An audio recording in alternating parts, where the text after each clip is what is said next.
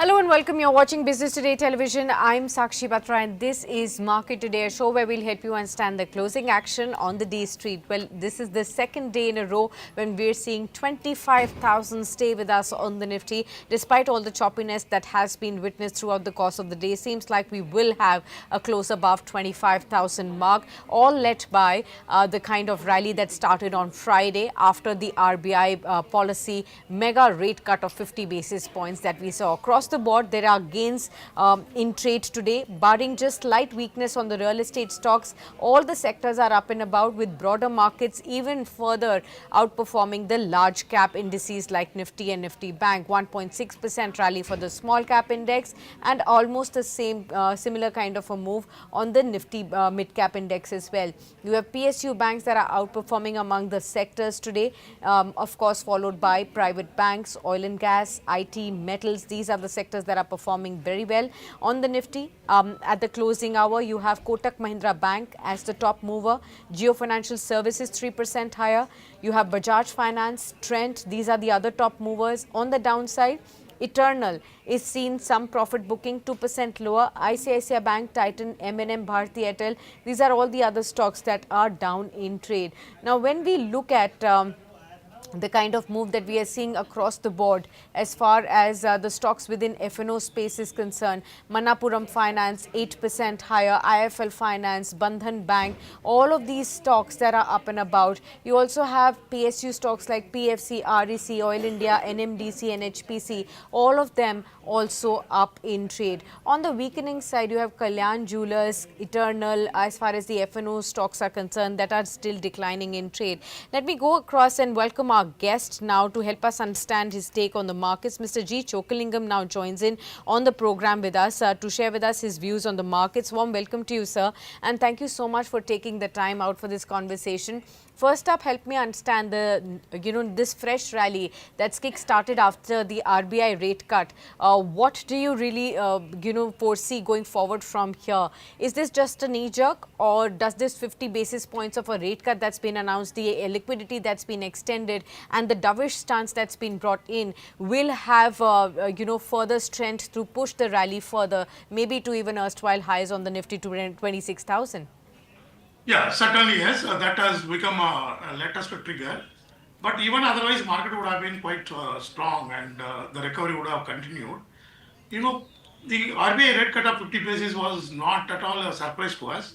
I would even put it on record that by end of this calendar itself, another 50 basis point cut can happen, because you have a very low inflation rate, and last 2 years monsoon was good, and this year also it is expected to be good, and this is the third year in a row probably we would be having a record level of production of food grains, and oil price is still down about 16% year on year. So all these points towards reversal of interest rate cycle in the country.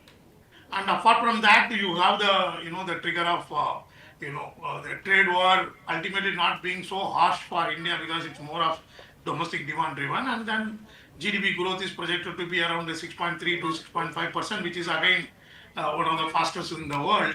So all these points towards the robust outlook for the market. In February 2025, the overall market cap fell by 100 lakh crore. From there, we have almost recovered about 65%. So another 35 lakh crore is to be recovered.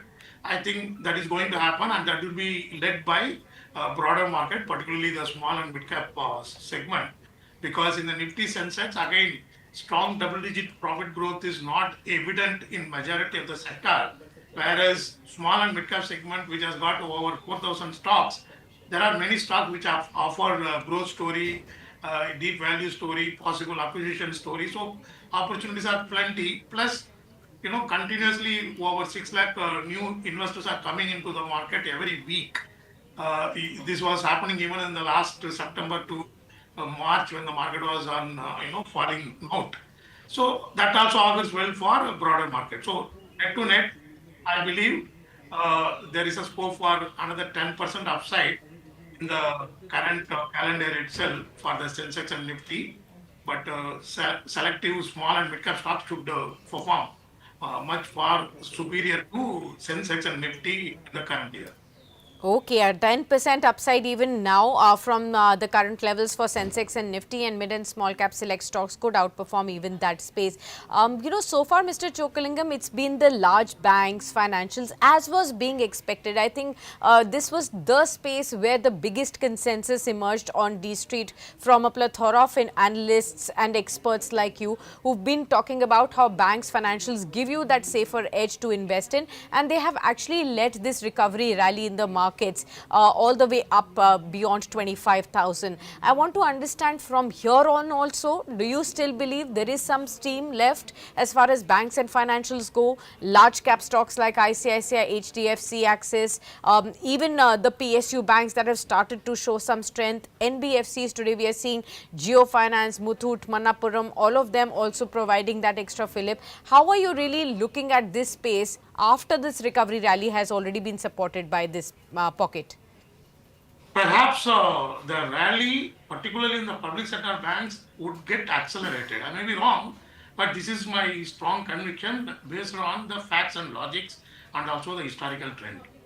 You know, I've been tracking public sector banks for more than 2 decades. What these banks have achieved now is unprecedented. If you look at the gross NPA and the net NPA of most of the public sector banks, they have crashed dramatically, unbelievable. Like if you take a Central Bank of India, its net NPA was sorry, the gross NPA was over 16% in FY 22, 21, 22, and it has come down to less than 4%. And most public sector banks have a net NPA less than 1%. Many of these banks used to have anywhere from 3 to even 8% some 5, 6 years ago. So dramatic structural change has happened in terms of quality of assets. At the same time, the banking industry tailwind is there, that is double-digit growth in the credit. And third, what was considered as historical pain, having a lot of branch network instead of having, focus on digital, that has now played out to be a positive factor for the public sector banks, because all the banks are struggling for growing deposits in double digit, and most banks are struggling, particularly the private banks are struggling to retain the low cost deposit ratio, what we call CASA deposit ratio. Whereas public sector banks, because of sheer strength of the branch network, they are able to maintain very strong CASA deposit. So when the lending rates are going down because of the reversal of interest rate cycle, these access to low cost deposit because of the huge branch network is helping them to maintain the profitability, or some of the banks are even doing better than the private banks. And also the interest rate cycle getting reversed now, and lending rate is going down. There are some concern that net interest margin would come down, profitability would be under pressure. But one should understand the fact that in the last 20, 30 years we have seen several cycles of interest rate. It doesn't mean that the banks ultimately lose a lot of money. It is only a matter of 1 or 2 quarters. They always realign both the deposit rate and the advances rate, lending rate, to the prevailing, the benchmark interest rate ultimately, and thereby they maintain the profitability intact. So my belief is that these public sector banks, even 20 years back, they used to trade at 1.5 time price to adjusted book value, and the net NPA used to be 3 to 8%. Now net NPA is around 0.5, 0.6% for majority of the public sector banks, and continuously they are growing the profit. So in this situation, even now many are trading at 1.1, 1.2 times. There is a possibility of the valuation multiple itself getting upgraded to 1.4, 1.5. So I believe there is a possibility of public sector banks doing extremely well throughout this current year. Okay, so that's as far as the banks are concerned. I just wanted to take one step forward and understand from you two banks particularly. One is IndusInd Bank, which we have discussed in the past as well because of the ongoing problems that the company has been showing. What is the fresh stance on IndusInd Bank? And second of all, on Yes Bank. We know that it's a beleaguered company, faced a lot of financial crisis, has been a wealth destroyer. People who had been holding on the stock from many, many years have been sitting with bated breath that that whether the things will change and fortunes will change for the erstwhile beleaguered bank. Help me understand, with this fresh wave of news emerging of stake purchases in the offing, bank also raising some funds, how are you looking at things change for Yes Bank too, sir? So IndusInd Bank and Yes Bank, two banks. Yeah, yeah, very interesting comparison. Actually, each one can learn from other bank. You know, in the Yes Bank used to trade even at four times, if my memory is right, even above four times price to book value, adjusted book value. Those are the days it had a excellent brand image and valuation comfort among the investors. Now you see what has happened. Even after Japanese reputed the corporate group taking stake, it is not able to upgrade the valuation multiple substantially. It is still trading at less than 1.5 times. So that is what one can learn for investment bank. When any bank, the banking business, what is the core raw material for the banking business? It is not deposits, it is a trust, it is a confidence, it is a governance. We have seen in the last 20 years there are one or two cases where people lined up in front of ATMs, they started withdrawing money. So a bank can be brought down overnight if it lacks completely the confidence of the depositors, if it lacks governance. you know so that is why the governance issue very, very important in valuation of the banks. So prime example is the S Bank. From 4 times price to book value, it is now less than 1.5 times, even though a lot of reputed public sector banks have taken the stake. Now recently even the Japanese firm has taken the stake. It is not able to upgrade the valuation overnight. So therefore, when there are more than 15 banks and many quality public sector banks are available on the market, so I would avoid IndusInd Bank. So let this, come out completely out of these issues, and then one can relook at it. Because you look at a bank like, Central Bank of India, you know, it is trading at a one-time price to book value, and net NP has come down dramatically, maintaining a double-digit growth. The guidance is excellent for FY26. So you have banks like Canara Banks, Bank of Maharashtra, for that matter, even State Bank of India. If you adjust the valuation of the subsidiaries, it is available at 1.1, 1.2 times. So when you have such a phenomenal banks with a clean track record, with almost zero possibility of any governance issue because they are controlled by the government, so I would prefer these kind of banks rather than, once again chasing a bank like IndusInd Bank. Of course, one can consider Yes Bank because the promoters have changed, the new stakeholders have come in, they have got excellent reputation, and therefore Yes Bank could be a better bet than IndusInd Bank for medium to long term. Okay, I hope this has given enough clarity to all those investors who've been looking at these two banks and assessing the news flows of late. And I hope this gives them enough and more clarity. Let's also talk about some of the other pockets as well. We haven't been discussing IT so much. I wanted to again ask you, have things changed with the outlook on the IT sector of late? Because, globally, things still remain uncertain. Even though on a domestic footprint, we have our growth improving on the GDP front, we have our GST collections which is on the rise, inflation which is on a comfortable zone, rate cuts also further pushing for the economy to roll. Earnings have actually been on a better side this time around as well. So locally, there aren't too many problems as well as far as the global stage is concerned. And IT sector is the one which we always see as a mirror of what's happening in the US especially. How would you look at IT sector as of now, sir? Yeah, you are absolutely right. For the same reasons, for the last 4 to 5 months, we have been writing to our clients that focus on the domestic demand-driven sectors. You had a geopolitical tension, then you had a tariff war.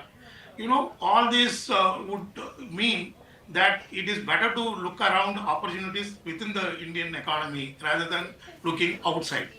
Still that uncertainty is there. So as you rightly mentioned, the inflation rate going down and, many other factors, which are all GDP growth, all are conducive for picking up domestic demand driven sectors and businesses within the country rather than looking at large IT stocks. Because if you look at all the large IT stocks except Wipro, almost in constant currency terms, everybody has grown, the revenue in dollar term at around 4%. You know, Believe me, about 15 years back or 20 years back, they used to grow at 40%. 40% was a norm. Now 4% has become norm. In fact, that with the maintain, that will be great. So the point is that on such a larger base, it is very difficult to grow, and then the global economic environment is also not conducive for IT sector to lift the revenue growth in dollar term. So therefore, at best, one can have a little exposure to large IT stock only from defensive point of view. So I've been maintaining the stance for last 3 years that the wealth creation opportunity in the large IT stock is over. At least for another 1, 2, 3 years, you are not going to see unless there is any dramatic technological change or innovation which favors back these large IT stocks. You are not going to make a lot of wealth from these stocks. However, one can look at small and mid-sized quality IT stocks without losing the valuation comfort, because I may be wrong, but I have a firm view that what has happened from 2014 to 2018-19 is likely to repeat, because these large IT stocks are still sitting on a lot of free cash. Two, because of the taxation, the buyback has become unattractive for a large IT stock. So they are not likely to use the cash for buyback, and they are not increasing the dividend phenomenally in the absence of buyback. On the other hand, as I mentioned, they are growing only at around 3 to 4% in dollar term. So which would mean they can look at the unorganic route to grow. That is through acquisition and merger. That's what exactly happened in 2014 to 2019. There were more than 5, 6 companies were taken over, consolidated, or acquired. Starting from Patni Computer to Polaris to Emphasis, many companies were acquired or consolidated. So I am expecting that kind of thing to happen again. So therefore, I am focusing on mid-sized IT companies like Cyient. Personally, I do not own directly or indirectly any stake in Cyient, but that is one stock I keep recommending very firmly, because it is cheapest in terms of valuation, P multiple or enterprise value to annual IT revenue. And secondly, it is well diversified technology company, because on a consolidated basis, it has got IT services and engineering business through Cyient DLM, and also it has got a 100% new subsidiary for semiconductor related business.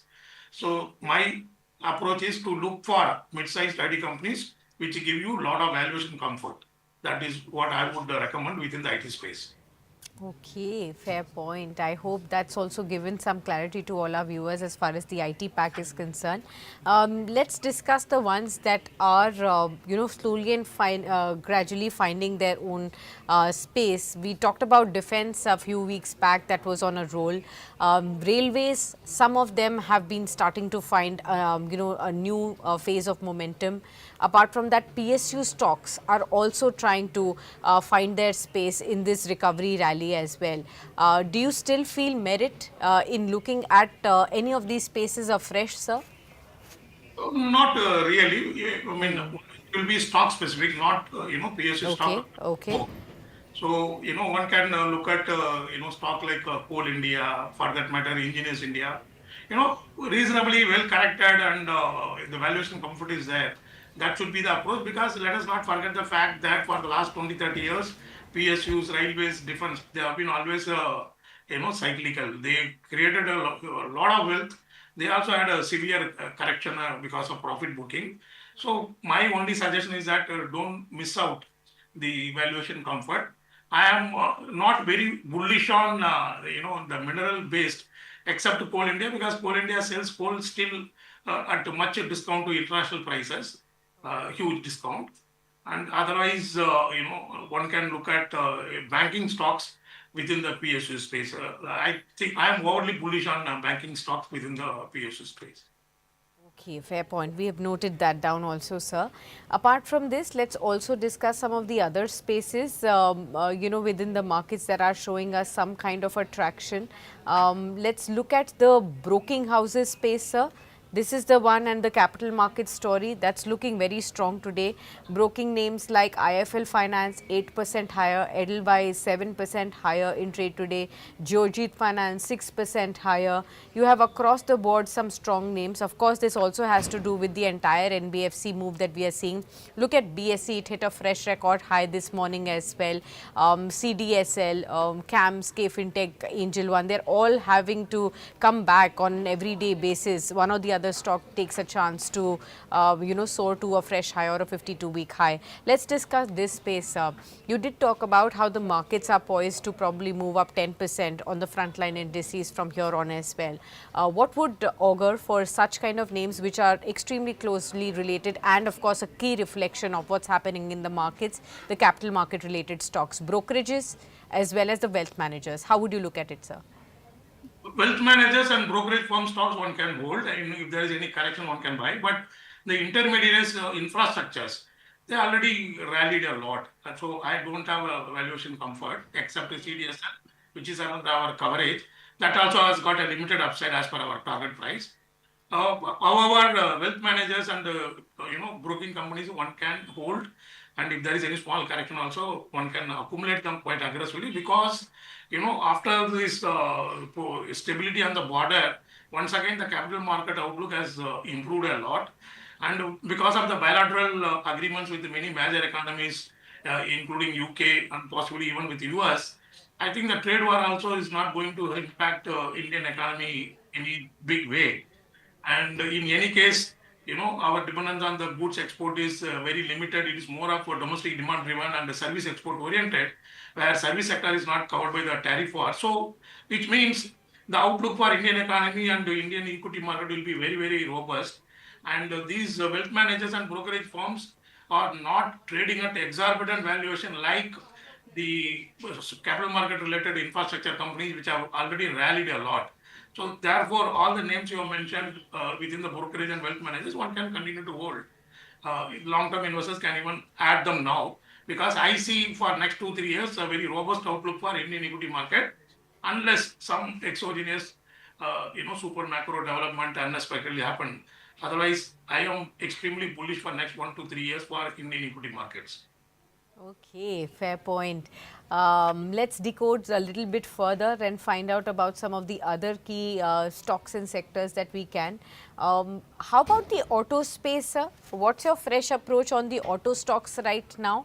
I mean, Tata Motors today has talked about the next 2 years, an outlook on the CV business as well, raising the market share. Several points to really look at from that time. Again, Tata Motors has been consolidating for a fairly long time. Anything that is changing for the better in the next 2 to 3 months? We will again be looking at the festive season demand pickup. Do you think one should start looking at the auto space ahead of festive season itself now?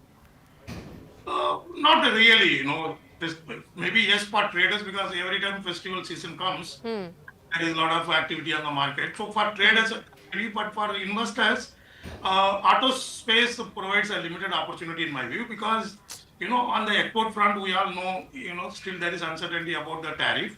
On the domestic front, many segments of automobile sector is growing in poor single digit. Passenger vehicle is growing in single digit, and the CV vehicles are also struggling. Two-wheelers have picked up. So, except to Mahindra and Mahindra, so no other company, in passenger vehicle segment gives you confidence. So, so I am overly bullish on Mahindra and Mahindra. Maybe two-wheeler stocks one can hold on, entire large cap stocks, because they are still growing, and they have been also doing very well in the EV space, and capturing the market share of the standalone EV player in the two-wheeler segment, because these traditional two-wheeler players have a lot of cash and they have a lot of capacity. So I believe that standalone EV two-wheeler players would have a lot of difficulty, like how it happened in telecom sector, is going to be very tough for them. So therefore, the traditional fuel-based two-wheeler stocks one can hold. Other than that, one can consider Mahindra and Mahindra, because in all the segments it's doing very well, including tractor segment. It has done phenomenally well. So that is a best outperforming stock within the automobile sector. Fair point.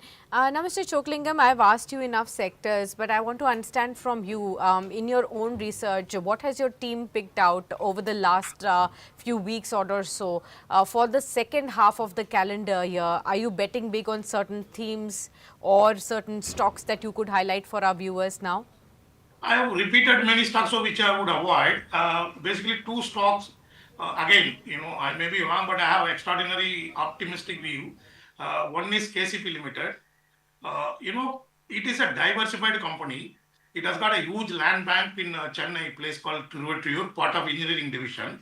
And even in Chennai, the land bank values have gone up exponentially in the last 3 5 years. So that has got enormous implicit value. And then it has got a 43 lakh ton cement capacity in Andhra.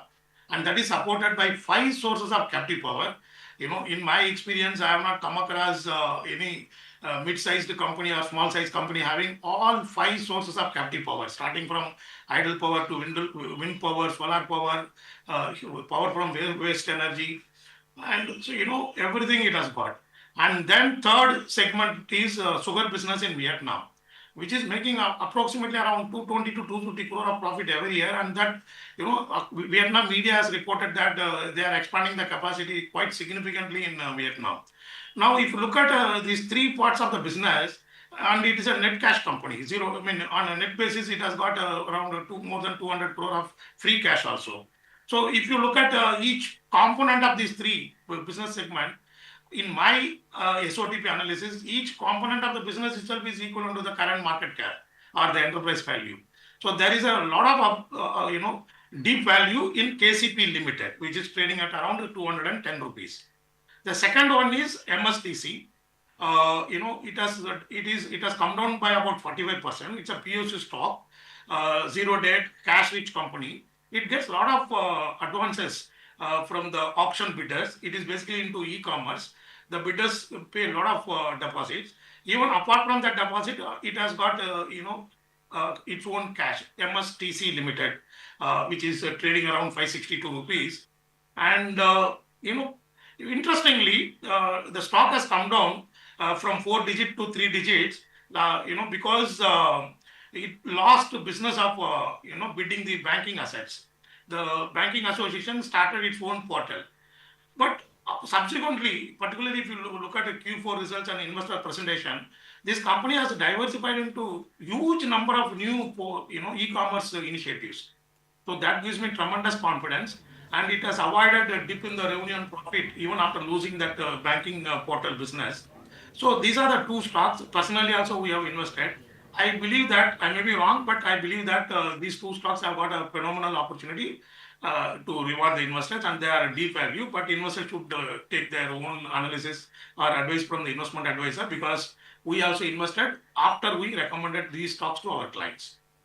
Okay, we will note them and we will chunk it out for all our viewers to really see, sir, the kind of rationale that you've given and the expectation that you have from these two top stocks of yours. Always good to hear your views, sir, on Business Today Television. So thank you so much for sparing your time with us and for sharing an outlook on the markets as well. A bullish take there on the markets, both on the long term as well as over the next 6 months as well, is what Mr. Chokalingam has shared with us. We will start wrapping up the markets now. 3 minutes to go before the markets shut shop for the day. It seems like we are going to have a good close. 25,100 is back with us on the Nifty. Let's see whether we close above that. But for sure, it seems that 25,000 is going to stay with us. What really has led this show?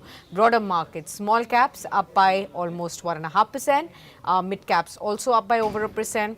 These are the broader market sectors that have outperformed the Nifty and the Nifty Bank today. Across the board, barring real estate, which closes just 0.2% lower, rest all of the sectors managed to end into the green. PSU banks are the top performing sectoral stocks that we are looking at, 1.5% higher. Oil and gas, private banks, IT, infra, metals are the other pockets that really rallied about 1% or so. On the Nifty, top movers are Geo Financial Services, almost 3% higher, 4% higher. Kotak Mahindra Bank, Bajaj Finance, Trent, and of course, we also have Axis Bank, Adani Enterprises and Hero Moto as among those top movers. On the downside, Eternal is the top loser today, 1.9% lower. ICICI Bank, Titan, Mahindra & Mahindra and Adani Ports were the other top laggards. But if you look at the kind of losses that we have, it's less than 1%. So it's minute losses that you're seeing. On the F&O space, the NBFCs, Manappuram Finance, IFL Finance, Bandhan Bank, these are the ones that gain. On the downside, Kalyan Jewelers, Eternal, APL, Apollo Tubes were the top laggards. PSU stocks also did well, 1% higher. Names like Power Finance Corporation, REC, all of them pulled up. Even Oil India, NMDC. So the PSU stocks, power, energy names, these were the ones that were shining bright. Just when we look at gainers and losers from the Nifty 500 basket, substantial moves that were seen across here. Let me name a few. Somani Ceramics, 20% circuit today on the higher end. Let's look at even Capri Global, 17% higher. Motisans Jewelers, 17% higher. You had names like even Balu Ford, Ceylon Exploration, TBS Electronics, Sudarshan Chemicals. You also had names like JTL Industries. All of these stocks that were higher by 10 to 20 odd percent in trade. What lost a lot of ground in the broadest market? Orient Cement, down by 7% in trade. You also had names like Dolphin Offshore that declined, NDR Auto, names like Ketan India, those were the names, Omkar Specialty Chemicals, some such names that declined in trade. But all in all, a good day of trade, and the markets have frozen at a century. 100 points higher, Nifty closes at 25,103. That's a great close to have on a Monday, no Monday blues, and kick-starting the week on a very, very positive note. But what all of you viewers must also see that beyond the stock markets, we are also going to be getting you what you must prepare yourself to watch tonight. Tonight is going to be a tech geek's favorite moment. You are going to be seeing that the stage is set for one of the biggest tech events of the year. Apple's WWDC 2025 goes live tonight at 10:30 p.m. Indian Standard Time. While this is a traditionally developer-focused event, it has massive implications for every Apple user. So if you use Apple phones, MacBook or AirPods, maybe there is something for you to really look at. From iOS to macOS, you are going to be seeing a whole lot of changes that will be announced as well, especially for the Apple Watch lovers, AirPods, and even the Vision Pro for that matter. WWDC gives us the first official look at whatever your iPhones, iPads and Mac will feel like over the next year or so. And joining me to break down all of this for all of you is somebody who's been tracking this space very, very closely. Our very own Laksha joins in on the program with us. Hi Laksha, warm welcome to Business Today Television as well as on Market Today. It's going to be a long day and a full night that you are going to be awake, I believe. Tell us, what are you looking forward to from this year's WWDC event? Well, thanks a lot, Sakshi. Rightfully put, tonight's going to be a long night for all of us tech enthusiasts. We're going to be up pretty much the entire time, and that's the time difference. That's how it usually is. But it's going to be a very big, a very important night, especially for Apple users. So this year's WWDC, or Worldwide Developers Conference, is a landmark moment for Apple's software ecosystem. We are expecting a headline of changes across Apple's ecosystem of devices, and many are even calling it the design renaissance. So the big headline is Apple is moving away from numbers. So iOS 19, which was originally expected, is now going to be renamed as iOS 26. Same for iPadOS 26, macOS 26, and this is basically bringing it in line with the years that the softwares will be announced and will run on your favorite Apple devices. Absolutely. So Laksha, when you actually say that visual reset, I want to know, will our iPhones actually look very different in terms of the interface as well? Oh yes, and the visual reset is going to be a big one, the design renaissance, as I and a lot of other people are now calling it. We're expecting a sea of change across apps, native apps like Apple's Messages, Camera, Safari, how they appear and how they behave with us. So think about floating tab bars, more interactive widgets on our home screen, on our lock screens, and a highly translucent layered look that mimics what we've seen on Apple's Vision Pro headset. That's the expectation of what we could see tonight when Apple unveils iOS 26. Also for newer iPhones, that's iPhones with USB-C ports, Apple is also reportedly testing a stage monitor feature, which could essentially mean you could plug in your iPhone into an external monitor and view it on the big screen, thereby blurring the lines between what's a phone and what's a computer. Absolutely. Now, help me understand this, Laksha. Last year, Apple made huge noise with Apple Intelligence, its answer to the Gen AI that everybody is talking about. But this year, This year's leaks seem quieter actually. We haven't really seen too much coming out. So is Apple scaling back the AI push is what a lot of our viewers would want to know. Yeah, that's a very astute observation, Sakshi. After last year's Apple Intelligence debut, Apple was slightly more restricted in its rollout of features, and they were marred by limited availability across its lineup of devices. So this year they're trying to take it slow. Instead of flashy Gen AI demos that a lot of companies are focusing on, we can expect some more practical AI enhancements like live translation via AirPods, smart replies and message formatting in iMessage, maybe even some on-device summarization for Notes and Safari, and possibly AI-assisted video editing in the Photos app as well. The goal is basically integrating AI, Apple Intelligence, without over-promising and avoiding another trust misstep. Absolutely. So a restrained AI rollout is what you could probably see this time around, but at the same time, a big design refresh, a year-based, naming switch. It's sounding like a major course correction for Apple. But thank you so much, Laksha, for joining us and giving us that sneak peek and a preview of what we could be expecting tonight. I'm sure that you'll be up and about giving us all those data points even before the actual headlines emerge from the event. So we will be logged on to your stories. And tonight on Business Today, watch that live vlog on Business Today website, as well as Laksha will keep breaking that for you on our website as well. And tomorrow morning, we catch up again with him to find out what the biggest 5 takeaways from the event tonight. Thanks a lot, Laksha, once again for joining in. And thanks to all our viewers. So in case you're a tech enthusiast, don't forget to log on to Business Today website at 10:30 p.m. tonight.